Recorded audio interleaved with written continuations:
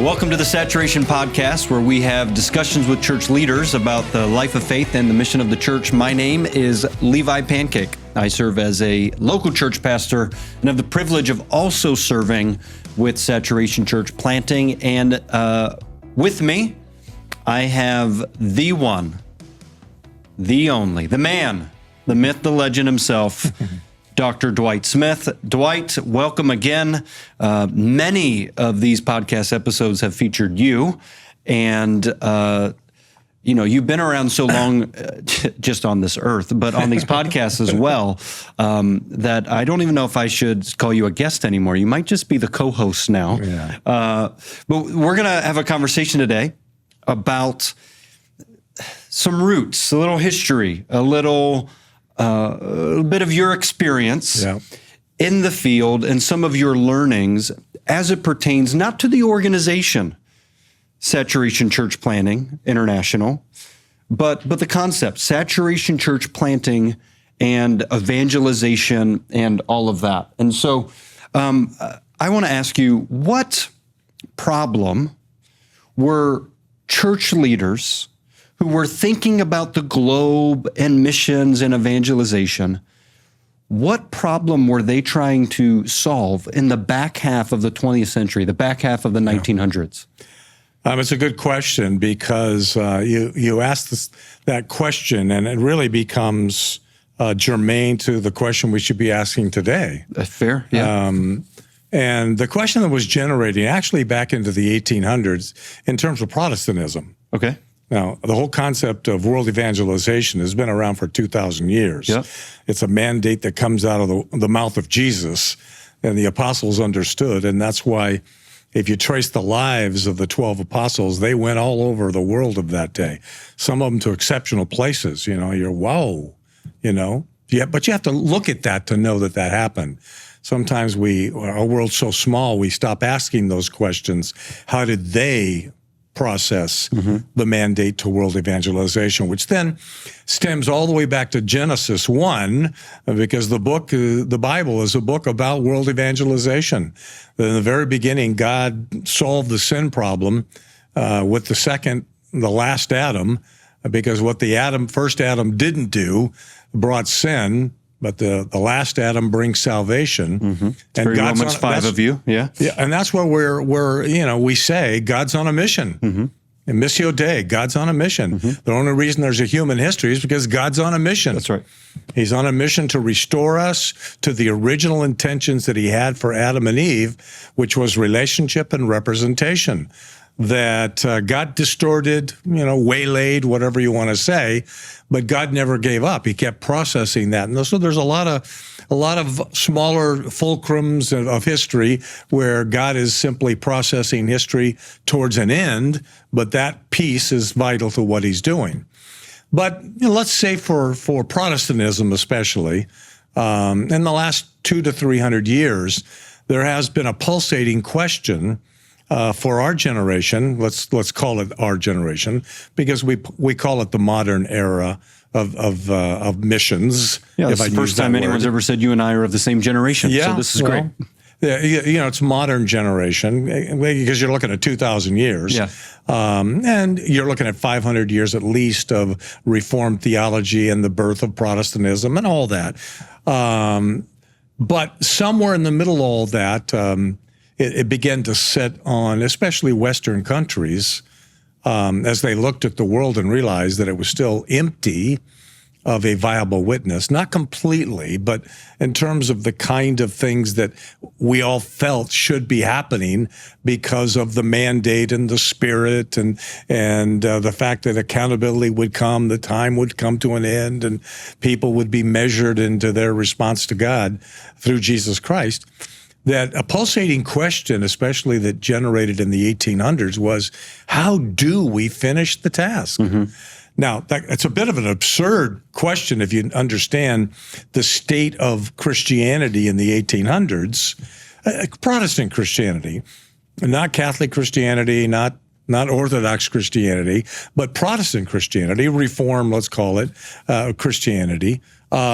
you look at the world from that point of view, it's like, wow, it's an empty world. Where are all the witnesses? Where are the churches? Where are the people who incarnate the life of Jesus to neighbors win neighbors? And so it was a fair question. And they just asked, how do we complete this task? Now, it's interesting. They're not saying, how do we move the task? How do we get started? Because they could have said, how do we get started in this? Which would... It all depends on how you're looking at the history of Christianity. But for Protestantism and the world missionary movement, it was a bit of an absurd question. How do we complete the task? And we're going to see that same question germinating from 1800s on, because now we begin to think about the end, not the beginning. Interesting. So because that's what we want, is we want an end, not a beginning. We want an end that we say this place is effectively evangelized. Now, what that means, is another question. But that was the question. And so conferences were birthed, and people started to talk, and consortiums of denominations got together, and sometimes irritating missionaries of strong stature began to press the church. What in the world are we doing? Look at China, look at India, look at Africa. What are we doing? So it's not just the 1900s, it's the 1800s, and even into the 1700s. You got these percolating personalities and eventually conferences. People are saying, how do we complete the task? Not start it. How do we complete it? That's an important question. So I asked, particularly like the back half of the 1900s, the 20th century, you rightly, rooted it back in the scriptures, the Missio Dei, the mission of God. And you said there was a question that we were asking in the back half of the 20th century, but it's, in many ways, it's the same question they were asking in the 1700s and the 1800s. And there's a lot we could discuss about, well, why were they asking it that way in the 1800s? What was going on in the world? You get the Industrial Revolution, you have technology, you have access to the nations, whatever. But something happens that I've heard you talk about before, post-World War II, at least in the Western world, that some of this task of global evangelization, spreading the good news and the advancement of the gospel, they seem to ask it with greater clarity, intensity, and focus than previous generations had. And it's around that time, not that you were in the mission field in the 50s, but it's around that time where you also go out into the mission field as well. Well, I mean, if you think about the questions that get started in the 1800s and some of the personalities, and some of the strong personalities of the 1700s, and that eventually the numbers of people going out start to rise. And as they go bearing the message of Jesus resurrected, that God will hold the world accountable in the message of Jesus, and that salvation is available, the grave is empty. And so whereas in earlier generations for Protestants, that message wasn't going out, that all of a sudden now it starts to go out. And the world events do precipitate that. They cooperate with it, that now Western missionaries can go behind some of these things. They didn't go as messengers of those things, but they go behind them. They go behind the expansion of the British Empire. They go behind the expansion of the American Empire, if I can use those words. They are not tools of either of those empires, but the going of those empires all over the world provides avenues, places where it is the world becomes known to the world, because all of a sudden, whoa, wow, the Brits are here and the Americans are there. And so we become more aware of the world that we live in. It gets closer to us, if I can use that word. But also God percolates in hearts to go do something about it. So because of those advancements, right or wrong, avenues of awareness and going are created. And so all of a sudden in China and Africa and in India and Latin America, you begin to see more people going with the message of Jesus. And so that begins to put the message out there more. And as the message goes out there more, then you see a lot of suffering, you see a lot of death, you see a lot of people who live for a short time, but they're there, they're witnesses. And if they accumulate one on top of another, even if, let's say, a good number of them die, the message is still getting planted. Right. And now you begin to wait for the Spirit to gestate that message and see what happens. And so by the mid 1900s, mid 20th century, Latourette documents that we see two huge things happening. Number one, the whole concept of the gospel is being globalized. It's starting to appear everywhere. Now, see, that's not what they would have seen in the 1800s. But by the mid 20th century, so many had gone out with difficulty in 17 and 1800. World War I, World War II, all of a sudden a rural world wakes up to a global world. And so people feel called and they go from the mid, somewhere out in of a village and if I can use that word, in Kansas, some young men or women end up in World War I or II and they become more aware and they come back and they're burdened. God calls them and they go. And so that begins to happen in huge numbers. So large numbers of people are going as a result of that. And so the whole concept of the gospel becomes global in that sense. And it becomes indigenous, if I can use that all of a sudden churches are birthed that don't speak English. They're not American. They're not British. That all of a sudden they're Kenyan or they're the tribe of Kenyan or they're Latin American. And then by the mid 70s, we start to see the culmination of that statement by Latourette that so many had gone. Well, we start to see these trends of what's going on, and we start to see that, more have gone out from America than anybody would ever dreamed.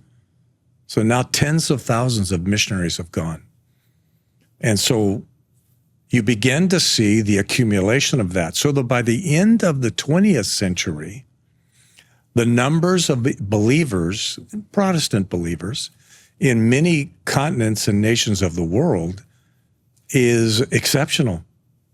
Blow your socks off, And now you're talking about the world I lived in. Born in 48, went out in early 70s. By 73, we're in place. And I'm living in what Ralph Winter called the unbelievable years. Yeah. Of so many went. And the whole concept of church planting begins to get planted. That's not a new concept, but somewhere in those days, somewhere in the 50s, 60s, and 70s, the concept that church planting was not only it's a biblical topic that church appear because people get evangelized and a church appears. Yeah. But it begins to be thought about as a part of the world evangelization strategy. So, but by somewhere towards the end of the 20th century, it becomes a primary strategy that the way to reach a nation is to plant churches. Now, you're evangelizing in the process of doing that. Yeah.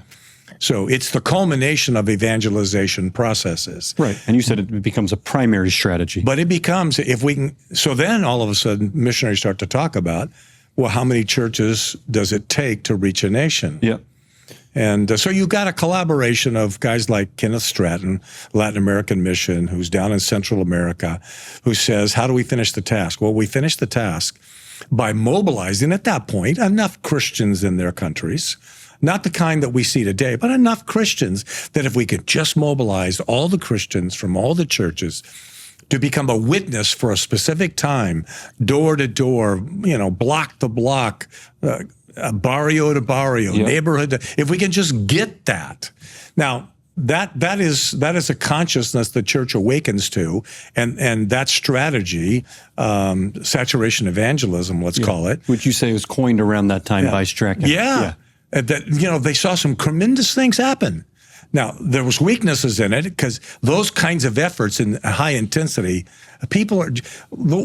humankind is not able in great numbers to maintain that kind of intensity. A small number of people can. Who we call radicals, revolutionaries, but the average Christian is not able to do that. And so, but that then give birth, is there another strategy that can be bled out of that is slower, but is still intense, that still answers the question, how do we complete the task that maybe is sustainable over a long period of time? And that's where the idea of, we plant churches. That's a strategy. Well, you say it's through that several leaders among missions organizations, denominations, begin to talk more about saturating a nation with access to the gospel through all of Christ's people. And you say out of that's where this work, Dawn, comes from. Dawn stands for Disciple a Whole Nation. And I think you've already alluded to it, but I'll ask the question crisply. What was Dawn really trying to accomplish? Well, Jim was a child of that generation. Jim Montgomery was a child of that generation, asking the question in the Philippines, how do we complete the task in the Philippines?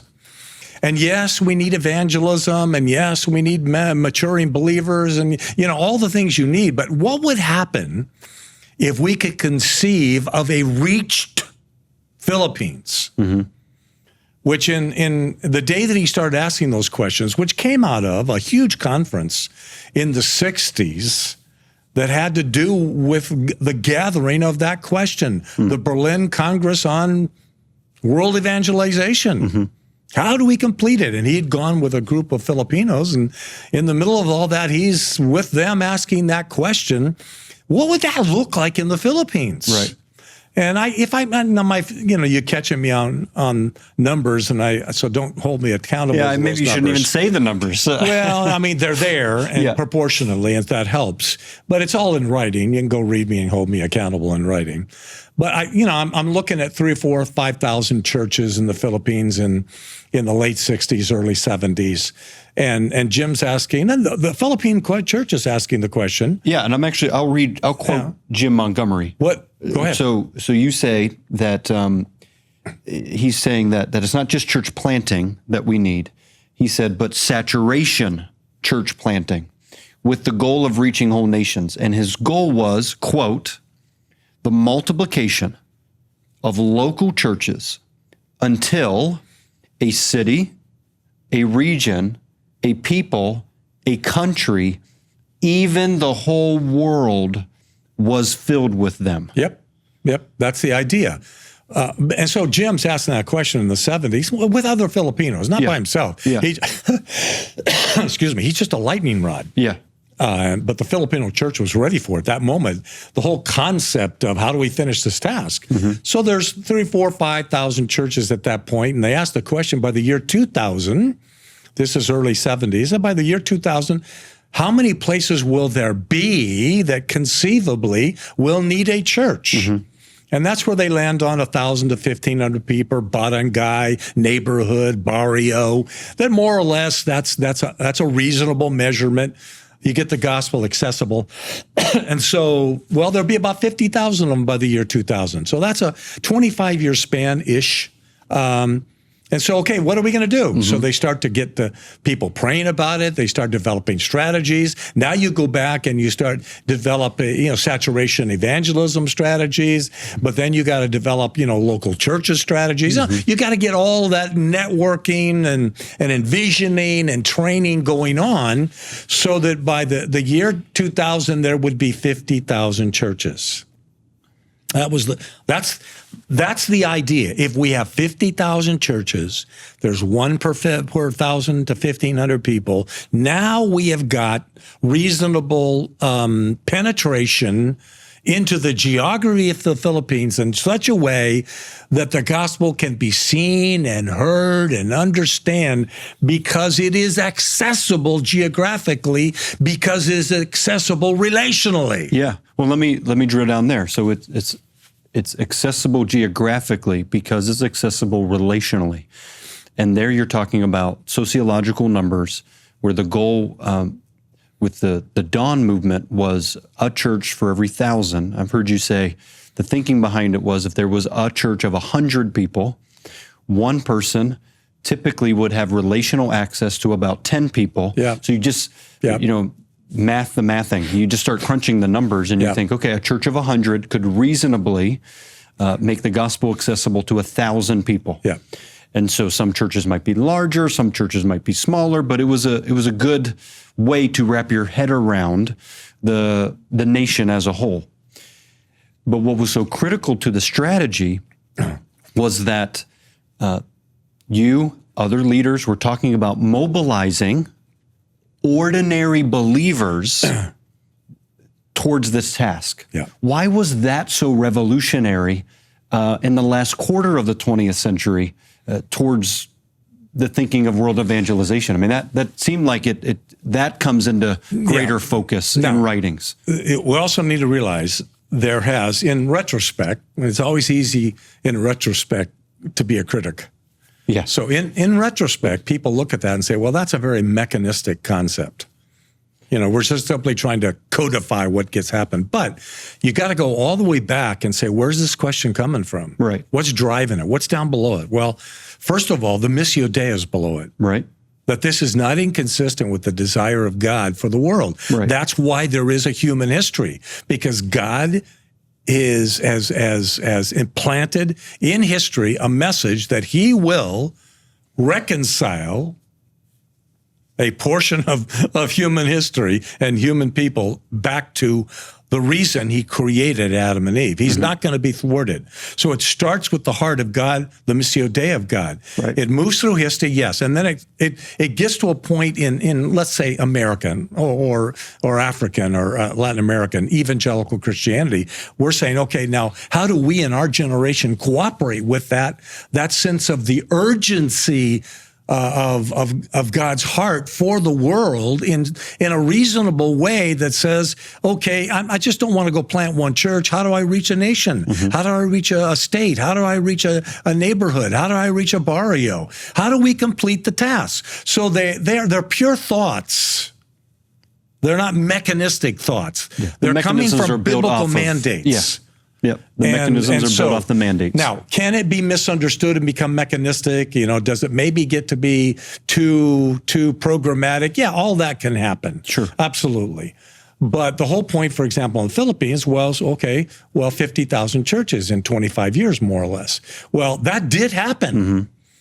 But then you look at it, and you begin to ask other questions. So once we begin to participate in things that is closer to the heart of God, we still discover that we maybe don't have a complete idea of what we were doing or what we could have been doing or what we should have been doing. But we were responding to a heart's desire to be where God wants us to be in terms of the world. Mm-hmm. And so all of a sudden, 50,000, but you discovered, those 50,000 are not as geographically displaced as the ideal that one per every 1,000. Right. And it's like, some areas have greater concentration. Yeah, what are you going to do? You don't have any control over that. I mean, you could. Then it become really mechanistic. But in order to do that, you'd have to get every Christian and every denomination to cooperate together. And that ain't going to happen. At pretty insane levels. Yeah, I mean, we're moving cattle down the corridor of history. And, I like to say, so you're not going to be able to do that. You're still working off of people's willful volition to do something. And so their 50,000 and we're talking, that's phenomenal. Obviously, there was high receptivity. And obviously there was high mobilization. And that mobilization created the harvest of the receptivity in extraordinary ways. But the entire strategy was built on the thinking of the importance of ordinary believers. Well, and that's why you can't miss what Jim was saying. A lot of people miss it. They read the strategic side of it, but they miss the outcome. Help me not miss it. Make it really clear for me. He said, he says, and I have it verbatim in my article, when we have achieved the moment that there is a church for every 1,000 or 1,500, then we will have a moment where we can actually disciple a nation, because it will be now relationally accessible. He wasn't saying that one for 1,000 or 1,500 was the end of the game. Right. It was a milestone of accessibility. That's an important clarification. Yeah. Relational accessibility, that it's now reasonable. That if you have a body of believers in the midst of every 1,000 to 1,500, you have a beachhead of opportunity. Well, can you also nuance? We're not only talking about people sharing their faith through word and deed. Like, we're not just merely talking about evangelism. There's actually more to it than that. But then that's where back end you do your evaluations. And so that's why in later times, you'll see my article says, we did the same thing. Some of the same things, because we learned, because went on, Jim, started Dawn, and that happened in Guatemala and El Salvador, and it happened in nations in Africa. It was attempted in Europe. It was attempted in India, and some of the stories were good. Some of the stories weren't good. Some not good is that they just didn't do what you thought they would do. Yeah. And so all of a sudden you're looking and you're saying, okay, what happened? And now you begin to realize that as you back end it, there are concepts that are biblical, that are below the concept of mobilization of people, that if you haven't addressed, you can do some programmatic things about it, but you can't get the longevity out of it you wanted, or you don't get the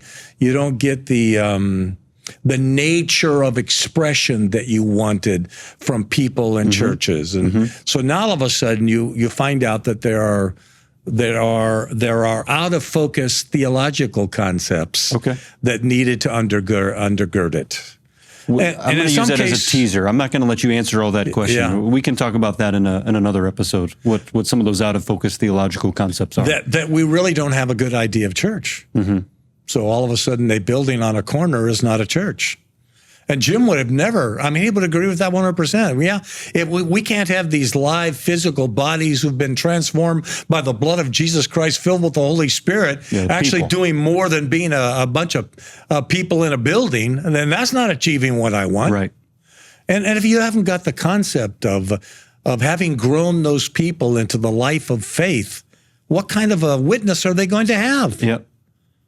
So what happens is that if you don't eventually discover these things, begin to deal with them, that you end up with what is a fair critique, just a program. Yep. It didn't birth that way because it birthed out of the heart of God. It birthed out of the question, how do we complete the task? Yeah. It birthed out of, the church is God's instrument, that we can just get more of those. It was birthed out of all good reasons. Yeah. But when you have these other missing pieces, but you don't know it, so you don't know it's missing until you put pressure on it. Yeah. Or begin to try to implement it. Yeah, and all of a sudden you see, there's some holes here. Yeah. I didn't end up with what I wanted. Now, I ended up with maybe 50,000 churches. They weren't everywhere I wanted them to be. They weren't in every 1,000 people. There were too many of them among one group of 1,000, and so... And second, we didn't end up with the same kind of churches of believers that we wanted, because once you get to a certain point where you have a lot of growth, it becomes easier to confess Jesus but not follow Jesus. Yeah. Well, let me wrap up this part of the discussion, because in our next episode, I do want to talk about building on the strengths of the Dawn outcome. And which is building on the concept of Missio Dei, and how do we really complete this task? Hey, we all want to get to eternity. Absolutely. How do we get this done? So building on those strengths, there were some hidden weaknesses in it, and that's what I want to focus on in the next episode. Which has been my life. As a hidden weakness. That's how you're. Well, we'll talk about that next. Thank you for your time, Dwight. Thank you for your insight. Thank you for the history lesson, Dr. Dwight Smith. We appreciate it very much. Thank you for listening to the Saturation Podcast, where we have discussions with church leaders about the life of faith and mission of the church. This podcast is produced by Saturation Church Planning. Saturation Church Planning exists to glorify God through partnering with church leaders in nations, regions, cities throughout the world towards the full evangelization of those places through the mobilization of the church. For more information, please visit scpglobal.org.